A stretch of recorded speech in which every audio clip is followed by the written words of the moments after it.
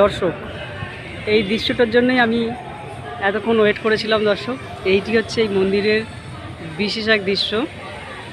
মানে রাতের বেলায় আলো জ্বলে উঠলে এই মন্দিরের যে চমক ধমক, সেটা একটা ভালো রূপে এই সময়টার জন্যই দেখা যায়।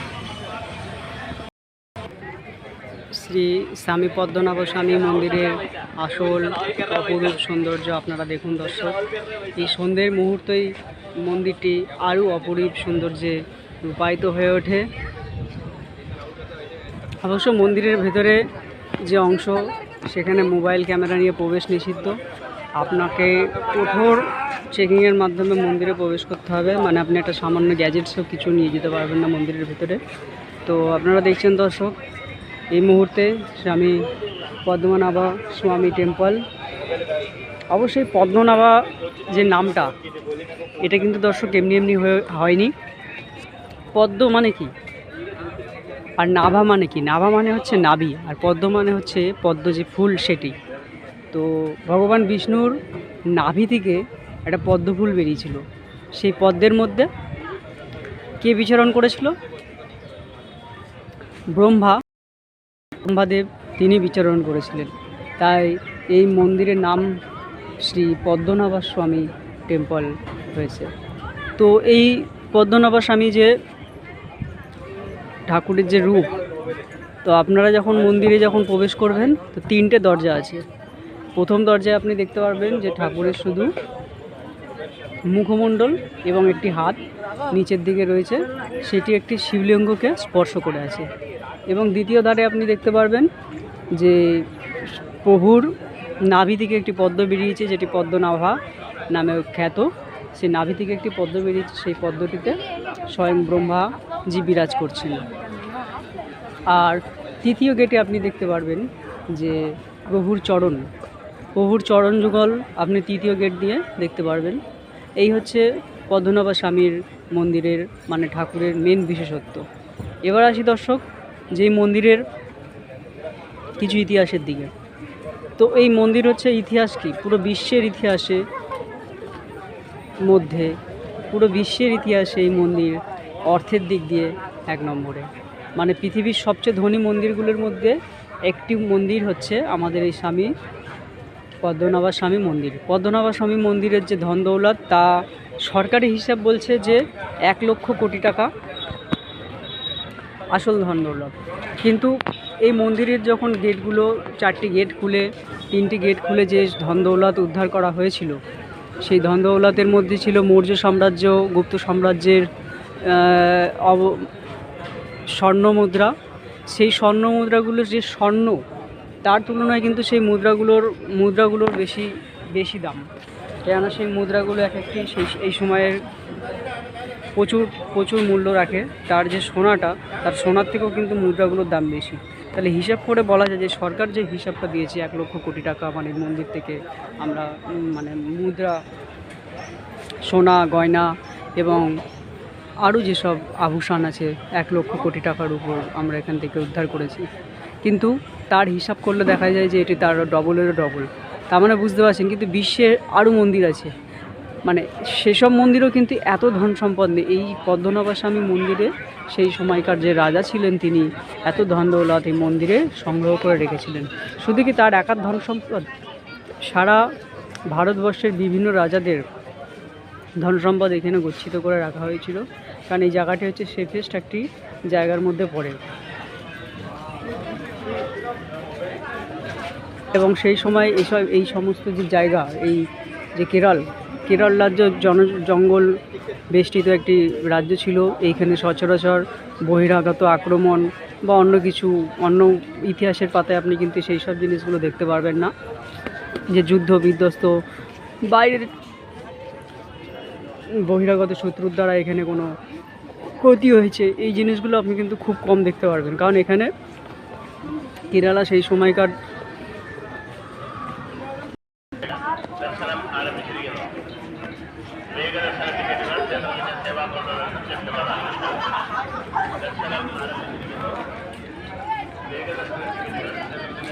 দর্শক, আপনারা দেখতেই পাচ্ছেন এখানে যে হ্যাঁ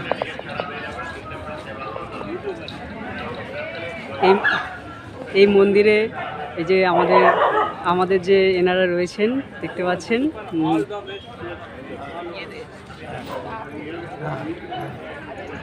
এক দর্শক মানে তিনি আমাকে অ্যাপ্রিসিয়েট করলেন যে আমি ভিডিও বানাচ্ছি ইউটিউবে, সেই ব্যাপারটা নিয়ে উনি আমাকে অ্যাপ্রিসিয়েট করলেন, খুব ভালো লাগলো। এইগুলোই তো আমাদের আনন্দ, এইগুলোই তো আমাদের জিত, এগুলোই ভালোবাসা, দর্শকের ভালোবাসাই আমাদের হচ্ছে মেন সব কিছু। তো আমি মেন কাহিনীতে ফিরে আসি, যেটা হচ্ছে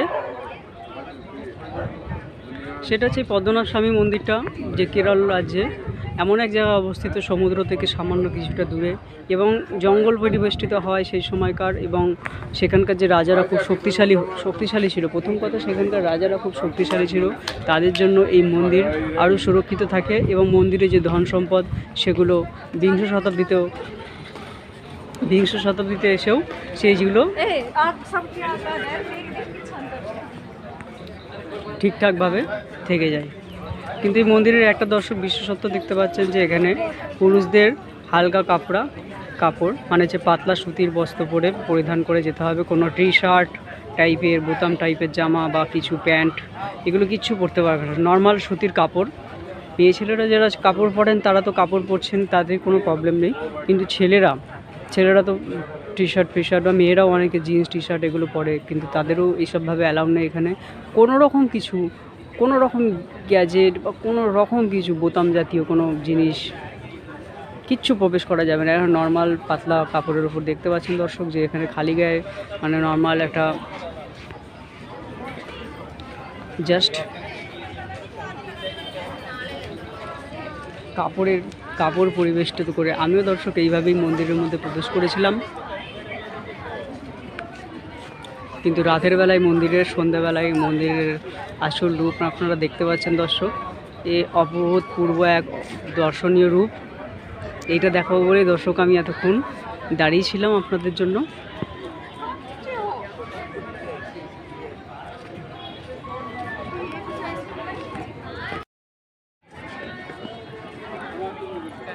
তিরুবনন্তপুরমে পদ্মনাভ স্বামী মন্দির দর্শন করুন দর্শক, অপূর্ব এক নিদর্শন, পৃথিবীর বুকে সবচেয়ে ধনী মন্দির এটি। ভগবান শ্রীকৃষ্ণের যে পদ্মনাভ রূপে যে শয়ন মূর্তিটি, সেই মূর্তি এখানে পূজিত হয়। এখানকার মন্দিরের অপরূপ দৃশ্য সৌন্দর্য আপনারা দেখতে পাচ্ছেন দর্শক, দারুণ এক সৌন্দর্য। অবশ্যই সৌন্দর্য আরেকটু পরেই আরও সুন্দরভাবে ফুটে উঠবে যখনই রাত্রি হবে। রাতের বেলায় এই জায়গার সৌন্দর্য আরও সুন্দরভাবে ফুটে ওঠে। অপূর্ব এক দার্শনিক মন্দির, কর্ণাটকে কেরালার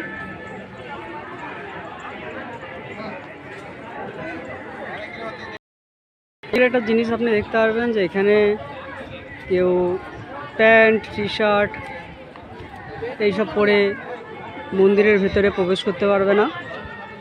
পাতলা সুতির কাপড় পরে এই মন্দিরের ভেতর দর্শনের জন্য প্রবেশ করতে হবে। এই মন্দিরে 4টি প্রধান দ্বার রয়েছে, ইস্ট ওয়েস্ট নর্থ সাউথ। এই 4টি যে দ্বার এর বহু মহত্ব আছে, বহু ইতিহাস আছে।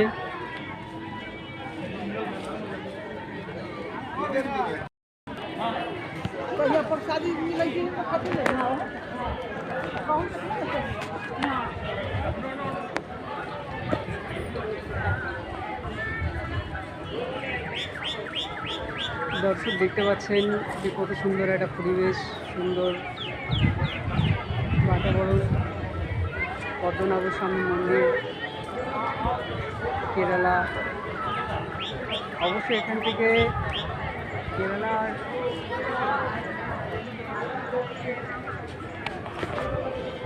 যে কন্যাকুমারী, তার দূরত্ব মাত্র 120 কিলোমিটার এই মন্দির থেকে।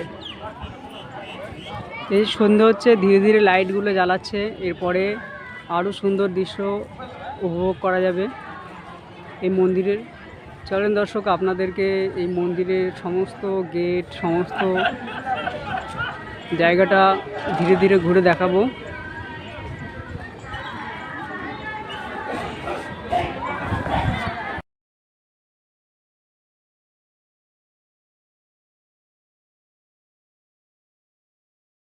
এই যে কাঠের আর্টটা দেখতে পাচ্ছেন, এইগুলো খুবই আধুনিকতার সঙ্গে সেই সময় এই জিনিস যে কাঠের আর্টগুলো তৈরি করা হয়েছে,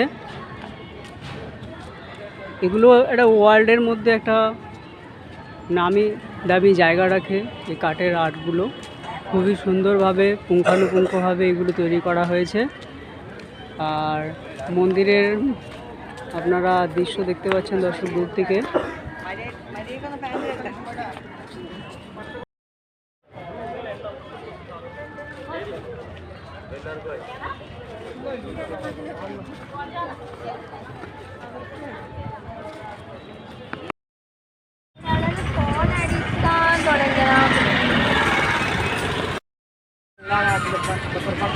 যাই হোক, আসল সিনেমাটোগ্রাফিক যে ভিউ মন্দিরে, সেটা আপনাদের দেখালাম দর্শক।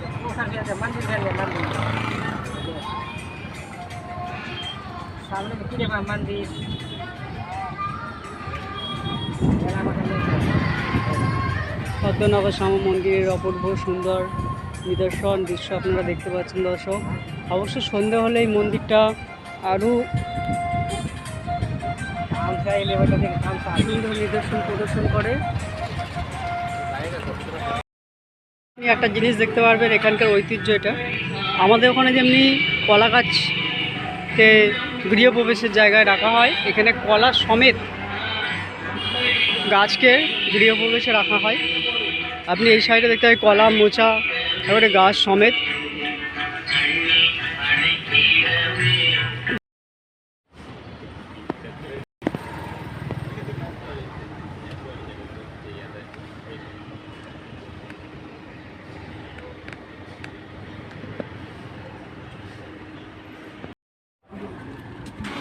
এ হচ্ছে মন্দিরের যে চারিদিকের যে ওয়াল, তার মধ্যে একটি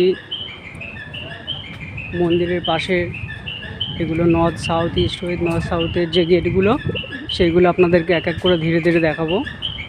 অবশ্য ইস্ট গেটটায় আপনাদের এখন দেখিয়েছিলাম, এবার নর্থ গেটের দিকে আমি যাচ্ছি ধীরে ধীরে। নর্থ গেটটা সামনেই আছে।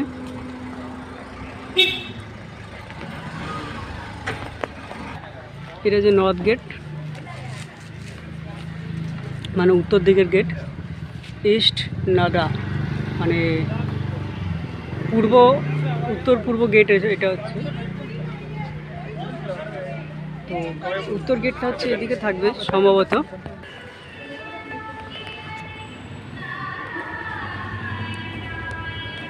দেখছেন এই প্লেসটা হচ্ছে বাথরুম, তারপরে এখানকার যে অফিসিয়ালস তার হচ্ছে প্লেস, এবং যে এখানকার যে সিকিউরিটি তাদের থাকবার ব্যবস্থা। এইটা হচ্ছে নর্থ গেট পদ্মনাভ স্বামীর। Swami temple below items are not allowed inside the temple. Shirt, pants, banian, umbrella, big bag, mobile phones, camera, charger, headset, pen drive, table, PC, laptop, helmet, হেমোসি, এসব। এইটা হচ্ছে নর্থ গেট এই মন্দিরের। এটা হচ্ছে নর্থ সাইডের গেট।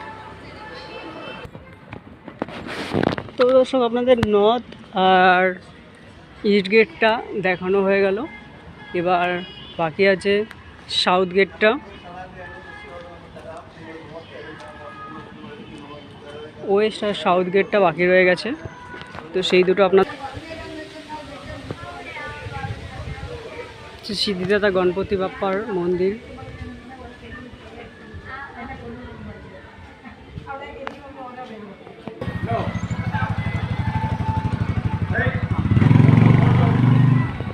এটা হচ্ছে পশ্চিম দ্বার। তাহলে তিনটে দ্বার আপনাদের দেখানো হয়ে গেল দর্শক। তার মধ্যে এটা হচ্ছে পশ্চিম দ্বার। এখান দিয়েও আপনারা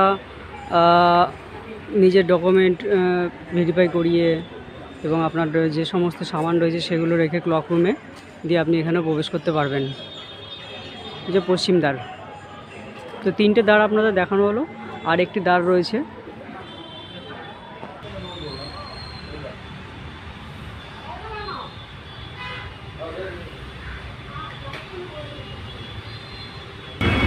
আপনারা দেখতে পাচ্ছেন দর্শক, এখান দিয়ে বাস, অটো এবার সব রকমের সুবিধা রয়েছে। আপনারা এখান দিয়ে বিভিন্ন জায়গায় পৌঁছে যেতে পারবেন। সমস্ত কিছু সুবিধা রয়েছে। এখান থেকে স্টেশনও কাছে, 1.5 কিলোমিটারের ডিস্টেন্সের মধ্যে হচ্ছে আপনাদের স্টেশন পড়ে যাচ্ছে। আর এখানকার বাড়িঘরগুলো দেখছেন দর্শক, প্রতিটাই কিন্তু এই যে টালির চালের বাড়ি, মানে মাথায় যে চালটা রয়েছে সেটা হচ্ছে টালির। কেননা এখানে ভারতবর্ষের সবচেয়ে বৃষ্টি অধ্যুষিত অঞ্চল হচ্ছে কেরালা, তো এই জন্য এখানে বৃষ্টিপাতের পরিমাণ বার্ষিক প্রচুর। আমাদের যে 200-250 সেন্টিমিটার বৃষ্টি হয়, এখানে কিন্তু তা না। এখানে বৃষ্টিপাতের পরিমাণ হচ্ছে বার্ষিক প্রায় 1600 সেন্টিমিটারের মতো।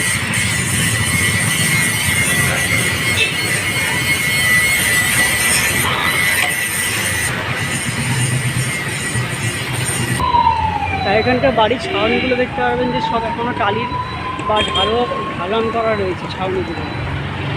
এমনি আমাদের ছাদ করা থাকে, এখানেও ছাদ আছে, কিন্তু বিশেষ ছাদের থেকে বেশি হচ্ছে ছাউনি টাইপের ঘরগুলো বেশি।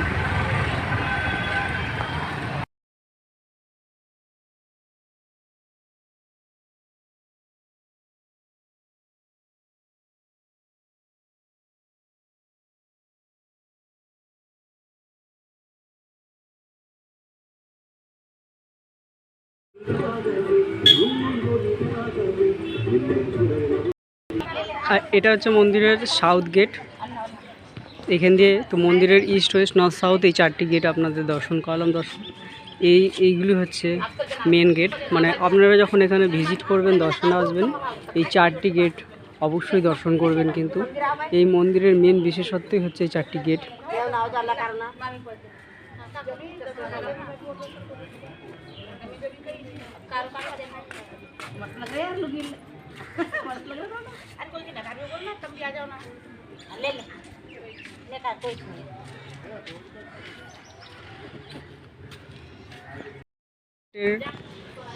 এন্ট্রেন্স এক্সিট এইটা, এখান দিয়ে বেরিয়ে আপনি সাউথ গেট দিয়ে বেরিয়ে, তো 3টে গেটের সঙ্গে মন্দিরের যে প্রাচীর তার লিঙ্কের আছে। কিন্তু যে সাউথ গেটটা আছে, সাউথ গেটের সঙ্গে, সাউথ গেট থেকে ইস্ট গেটের দিকে আসতে গেলে তার কিন্তু কোনো লিঙ্কের রাস্তা নেই, মানে একবারে বাইরে দিয়ে, মন্দিরের বাইরে দিয়ে সেখানে প্রবেশ করতে হবে।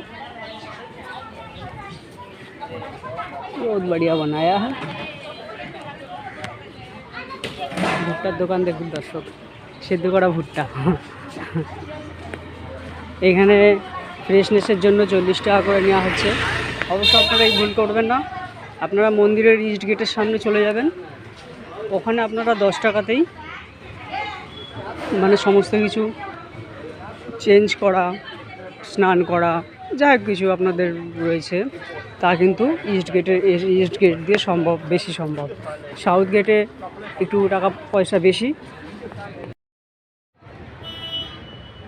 এখান থেকে দর্শক আরও সুন্দর মন্দিরের যে দর্শন সেটা পাবেন, দেখতে পাবেন। ভগবান গোবিন্দ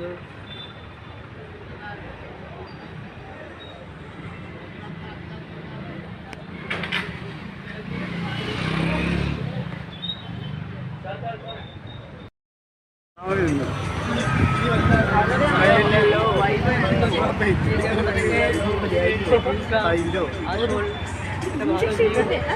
নিদর্শন এখানে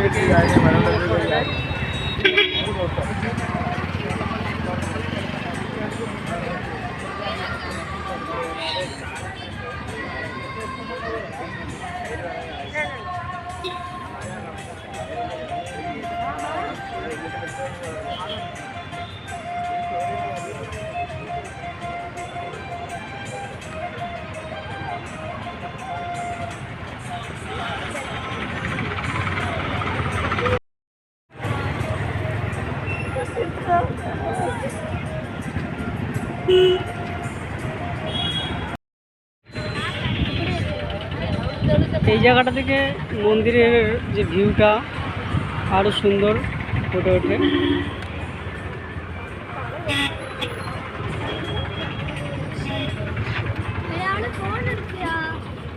ঠিক আছে, আমার দাদা না